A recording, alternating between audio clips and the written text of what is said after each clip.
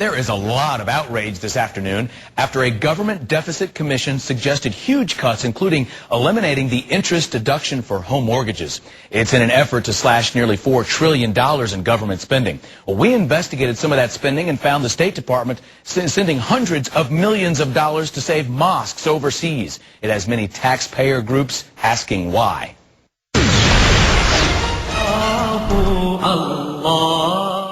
This 1,300-year-old Egyptian mosque was almost flooded by contaminated sewer water. It and other ancient Cairo mosques and churches were saved from destruction by U.S. taxpayers, part of a $770 million program to rebuild Cairo's sewer system. The checks are written by the U.S. State Department's USAID program. We're spending money we don't have. This is all, basically on a gigantic credit card right now.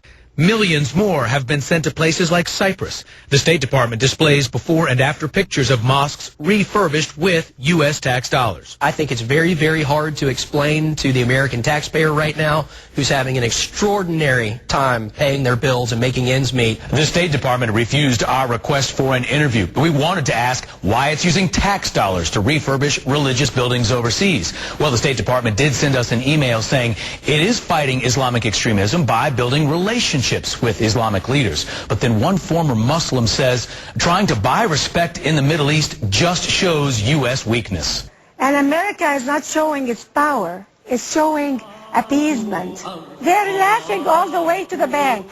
Nani Darwish was born in Egypt, but she's no longer a practicing Muslim. She moved to America and has written books critical of radical Islam.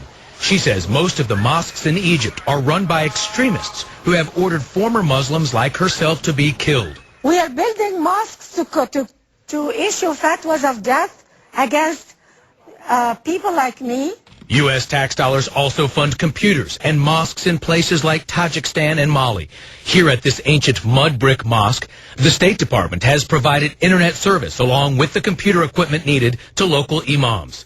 Taxpayer watchdogs wonder how the State Department can explain paying for internet service while Americans struggle through the toughest recession in decades.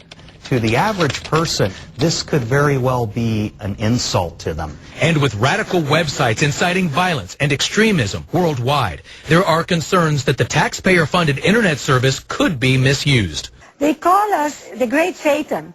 So we're giving them access to really get together against America. Critics say it is time to review funding for all federal programs that don't directly benefit taxpayers. Or spending money we don't have, and certainly we can cut items like this. Well, the Deficit Commission announced that it would look at slowing the growth of foreign aid. Right now, we don't know if there will be cuts in this particular USAID program. We will stay on top of it, though, and let you know.